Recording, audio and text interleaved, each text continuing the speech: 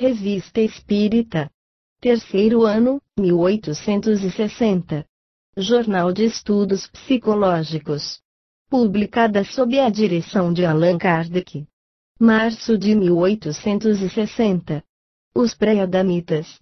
Uma carta que recebemos contém a seguinte passagem: o ensinamento que vos foi dado pelos Espíritos repousa, com isto devo convir, sobre uma moral inteiramente conforme a do Cristo, e mesmo muito mais desenvolvida do que não está no Evangelho, porque mostrais aplicação daquilo que, muito frequentemente, não se encontra senão em preceitos gerais. Quanto à questão da existência dos espíritos e das suas relações com os homens, para mim ela não é objeto de nenhuma dúvida, dela estaria convencido pelo único testemunho dos pais da Igreja, se não lhe tivesse a prova por minha própria experiência. Não levanto, pois, nenhuma objeção a este respeito, não ocorre o mesmo com certos pontos de sua doutrina que, evidentemente, são contrários ao testemunho das Escrituras. Limitar-me-ei, por hoje, a uma única questão, a relativa ao primeiro homem. Dissestes que Adão não foi nem o primeiro e nem o único que povoou a terra. Se assim fora, seria necessário admitir que a Bíblia é um erro, uma vez que o ponto de partida seria controvertido. Vede um pouco a quais consequências isto nos conduz. Este pensamento, eu o confesso, lançou alguma perturbação em minhas ideias, mas como sou, antes de tudo, pela verdade, e porque a fé não pode negar estabelecendo-se sobre o erro, consenti, eu vos peço, dar-me a este respeito alguns esclarecimentos, se o vosso lazer vô-lo permitir, e se puderdes tranquilizar a minha consciência, por isto vos serei muito reconhecido. Resposta. A questão do primeiro homem na pessoa de Adão, como única fonte da humanidade, não é a única sobre a qual as crenças religiosas deveram se modificar.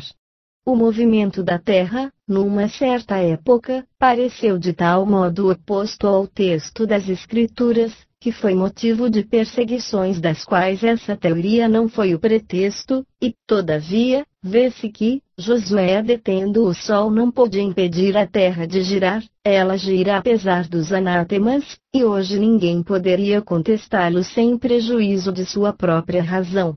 A Bíblia diz igualmente que o mundo foi criado em 6 dias, e fixa-lhe a época em torno de 4.000 anos antes da era cristã. Antes disso, a Terra não existia, ela foi tirada do nada, o texto é formal, e eis que a ciência positiva, inexorável, vem provar o contrário.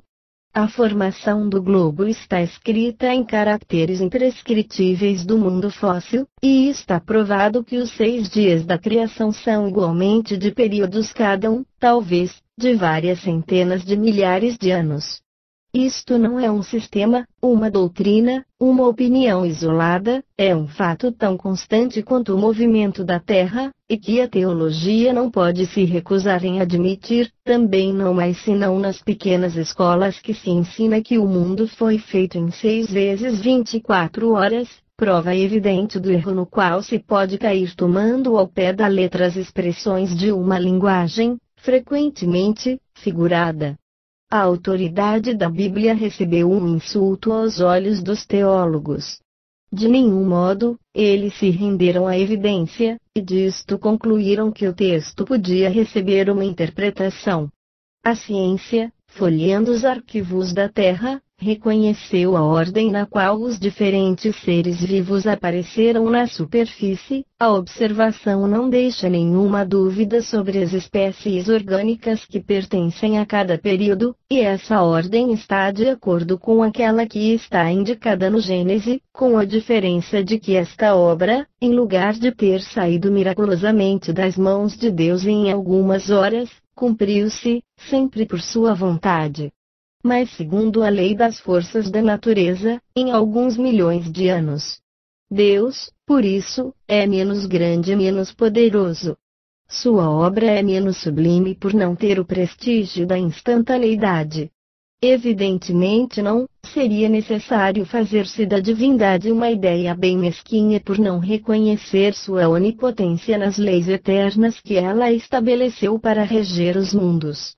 A ciência, do mesmo modo que Moisés, coloca o homem em último na ordem da criação dos seres vivos, mas Moisés coloca o dilúvio universal no ano de 1654 do mundo, ao passo que a geologia nos mostra esse grande cataclismo anterior à aparição do homem, tendo em vista que, até este dia, não se encontrou nas camadas primitivas nenhum traço de sua presença, nem dos animais da mesma categoria no ponto de vista físico, mas nada prova que isto seja impossível. Várias descobertas já lançaram dúvidas a esse respeito, portanto, pode ser que, de um momento para outro, adquira-se a certeza dessa anterioridade da raça humana.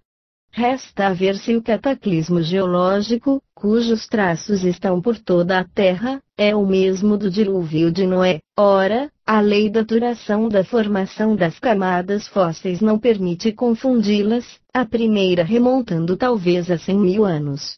Do momento em que forem encontrados os traços da existência do homem antes da grande catástrofe, ficará provado, ou que Adão não foi o primeiro homem, ou que a sua criação se perde na noite dos tempos.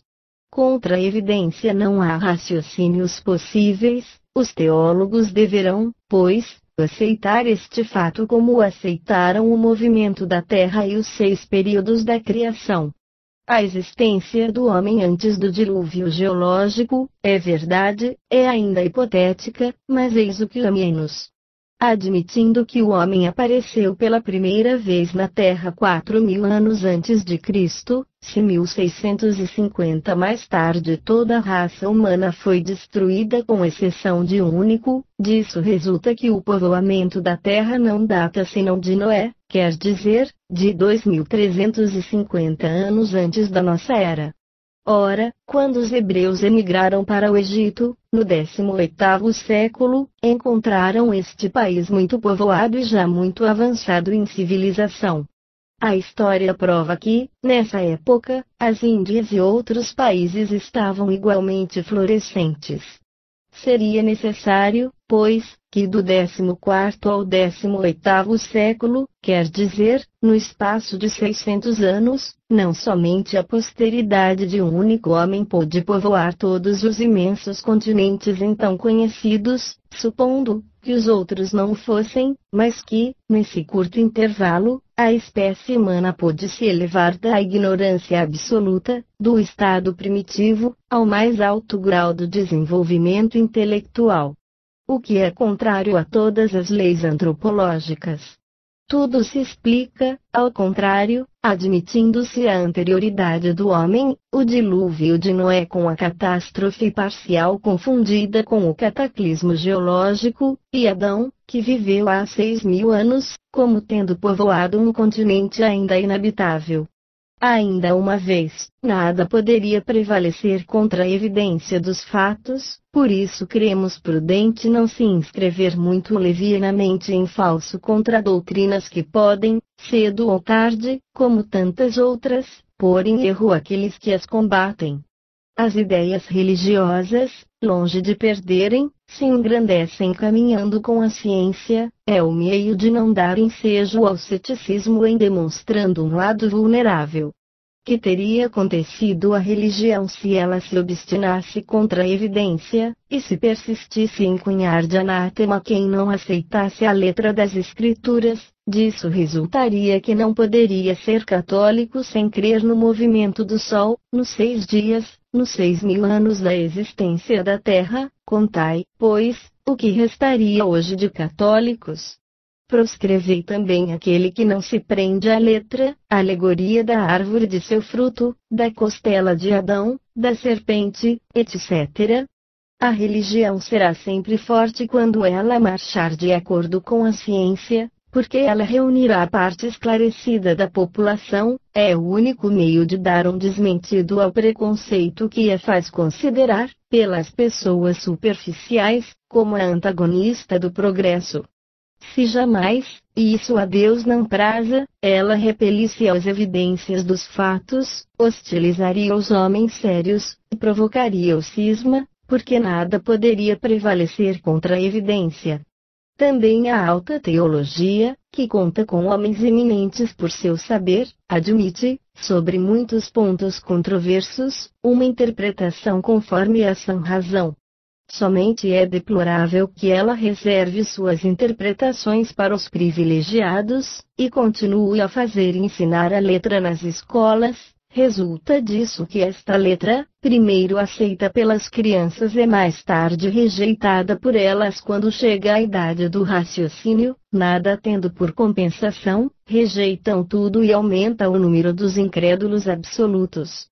Não dai, ao contrário, à criança senão aquilo que sua razão possa admitir mais tarde, e sua razão, em se desenvolvendo, a fortalecerá nos princípios que lhe inculcaram.